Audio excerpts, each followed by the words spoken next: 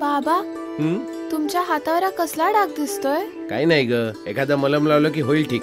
हा कदाचित कुष्ठरोग वाटतोय. तुला कसं माहित? आमच्या शाळेत कुष्ठरोगाविषयी सगळी माहिती दिली आहे. कुष्ठरोग मला कसं होईल? घाबरू नका हो, आपण उद्याच्या उद्याच डॉक्टरांकडे जाऊ आणि दाखवून घेऊया. वय, डोळे बंद करा. तुमची शंका खरी ठरली. यांना कुष्ठरोग आहे. MDT उपचारानं कुष्ठरोग पूर्णपणे बरा होतो.